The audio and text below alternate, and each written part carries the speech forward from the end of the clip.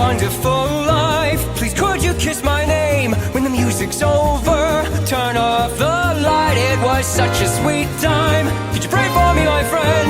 It's starting overtime. Take over the night, take over the blue time. If you heard that screaming, shout in your mind.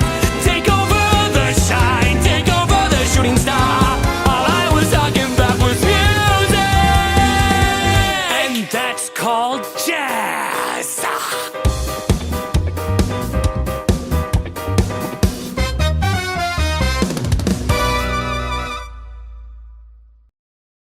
Hello amigos, in this video, I'm going to show you how to speedrun Guts and Black Powder solo. I'm going to go into depth with my speedruns and explain to you on how you can speedrun Guts and Black Powder. Also some pointers. 1. This guide is meant for only experienced players who have had at least 100 hours in the game, as I won't be covering basic techniques like stab setting a shambler which prevents it from grabbing you, or runner touring. 2. This guide is my personal analysis on my own speedruns. So, if there's anything you find wrong or missing, please tell me in the comments. Besides that, let's start easy with Catacombs de Paris. Catacombs de Paris is by far the easiest objective map to solo without glitches. The map has an easy to follow strategy and the least amount of luck involved compared to maps like Leapsang. The selected class for Catacombs should be Officer, and your loadout should consist of double barrel pistol, your officer saber, and grenades. After spawning in, first walk down the staircase with your double pistol in hand. As you turn the corner, you want to aim where the majority of the zombies are to make a path. You could also use a grenade, but it might limit of how much charge you get. Next, head to the key room and headshot the shambler with the key. Then, stall at the desk right here so then the shamblers don't block your path, and get charge from them as you go. As soon as the gate opens, you should charge right away or as soon as you can get charge. Also make sure you fire your last double barrel pistol shot so then you can make the path easier. When you reach the brick wall, make sure to not kill any shamblers excluding runners, as you can use them to destroy the brick wall. You can either bait and aggro them on the brick wall, or hold W while you're on the brick wall and pray one doesn't grab you. As the brick wall is about to fall, kill the shamblers on it and head through the small opening that was created. Make sure you throw a grenade here so then the shamblers don't trap you later. After triggering the horde event, head down and start training the zombies. The main gist of the training is just going around in circles about this section, but make sure you wait at these points so then the shamblers that are following you from behind are not ambushing you from the front. After exactly 55 seconds of training, head up to the staircase and escape the catacombs. Now because you trained the zombies at the bottom, the shambler spawn count has reached its limit, so there won't be any shamblers interfering or spawning in front of you after the barricade as you progress through the catacombs. When you reach the gate, go into first person and attack the lock with the middle of your saber. At the top of the ladder, activate your charge and head straight to Jean to activate the final holdout. The final holdout is by far the hardest split to complete in the catacombs, but also pretty easy if you practice it. Currently there are 2 ways to train the horde, and you should practice both as switching between them is invaluable if either one is less risky than the other. The first and most common way is clockwise training, where you follow this path just like how a clock hand would. The second and arguably better training path is counterclockwise training, where you go to the opposite direction of clockwise training. Neither one is better than the other in my opinion however, as either one can be used to save runs if the current path is filled with a bunch of zombies. Another key factor you should know when training on catacombs is to shoot bombers before they can reach your horde. This is because they will kill the zombies you're training and cause them to spawn again, which can include runners. Basically, the main strategy of this training is to train the horde so then the spawn cap can prevent more zombies from spawning. Now, just keep training until this part of the music plays and head to the boat and jump on it. Congrats, you just beat Catacombs. Now to the second hardest objective map, Barro's Fortress.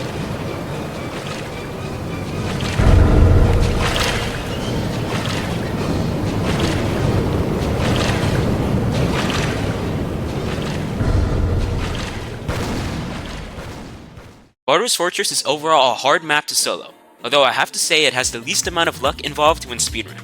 The selected class should be Musician, and your loadout is Bugle, Saber, and any utility.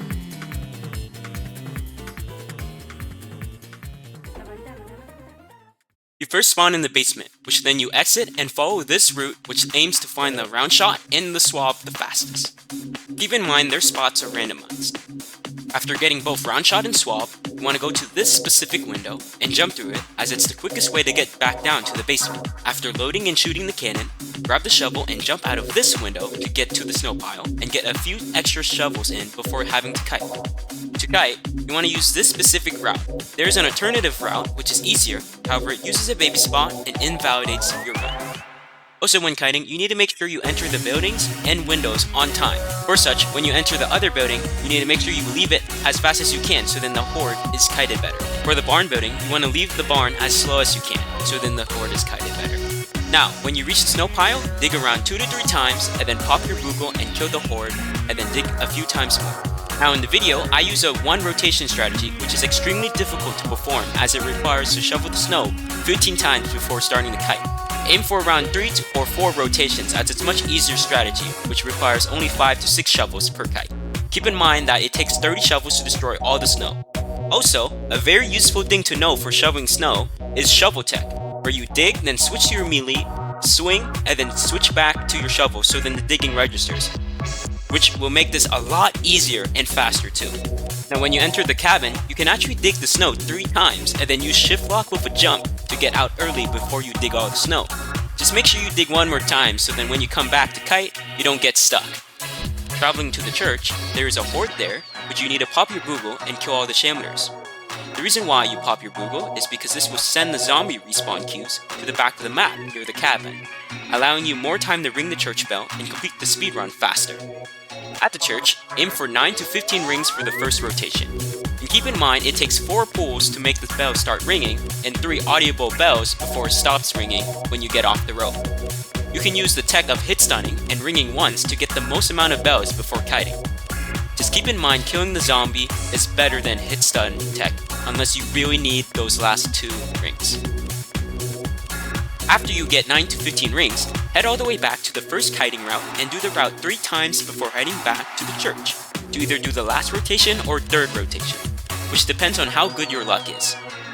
Succeeding the church bell, you should pop your bugle and kill all the zombies until digging the last snow pile to the lighthouse. Depending on your skill level, the finale may be the hardest part or the easiest part of this round. It requires a lot of practice to get down, however it involves the least amount of luck. Something that might help during the finale is only popping your bugle when there is a huge horde of shamblers or no bombers, and practice getting a lot of headshots.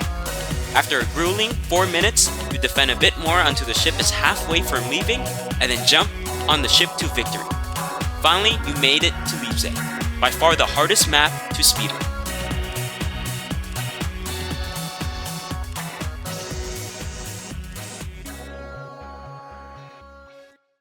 Overall, Leipzig solos are actually pretty easy, with many fellow pros completing it.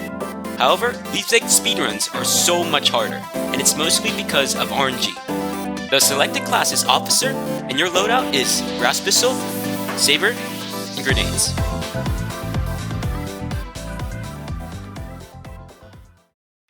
When leaving the church, usually there will be 3 runners. However, sometimes more or even none can spawn.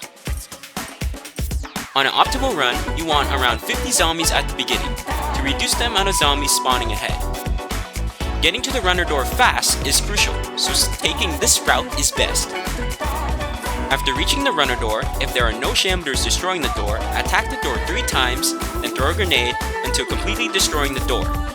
It takes 6 swings to destroy the barricade, so timing needs to be precise. Now head into the specific corner to make all the runners run into the grenade, and move in a twirl pattern to get rid of the rest of the runners. Reaching the cart, use your brass if there are any zombies above, and start pushing the cart quickly. This will prevent zombies from spawning behind, and help mitigate zombies spawning up ahead past the barricade you need to burn. When the cart is pushed around to this position, you can get off it and charge through the torches into the barricade as fast as possible. The faster you put in the torches, the faster the barricade burns. Now you get the 3rd torch, but instead of putting it into the barricade, you do this training pattern to time the barricade burning and you charging up.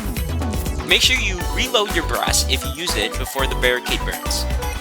If you get to the cart late, it's generally fine, but if you get to the cart too early, you will die.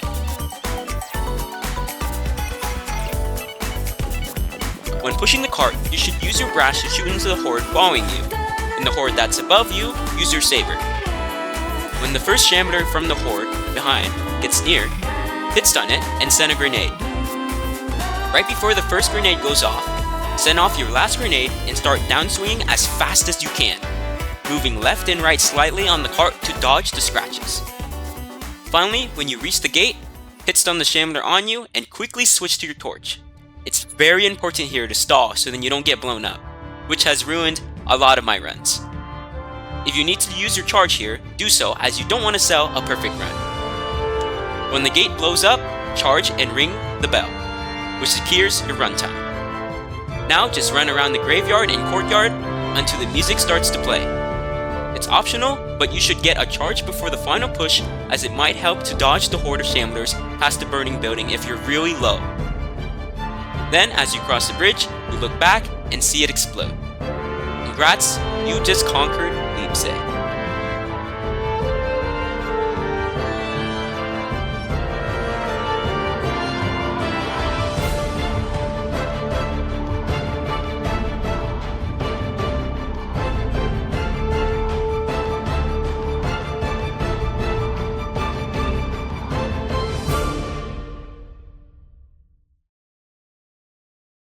A few things I wanted to note for Leipzig is there's an easier speedrun strat called the Eden strat named after the first Leipzig speedrunner, Knights of Eden.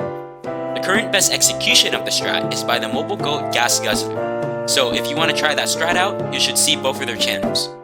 Also for Vardos, if you want to do the 3 to 4 rotation strat, I recommend looking at Kevix's Vardos Fortress Solo, which is much easier than mine. Anyways, I hope this guide was of great use to you and helps you to start speedrunning Guts and Black Powder. This guide was aimed to help fix minor mistakes when speedrunning that could end your run and give ideas on how to start. Like the mistake of not knowing how to shovel tech can make Vardos Fortress another level of difficulty. Also, there's a new gnbspeedrun.com board for you to share your runs to the community, which I might host a tournament for later. Anyways, enjoy speedrunning and thanks for watching to the end of the video. Bye bye!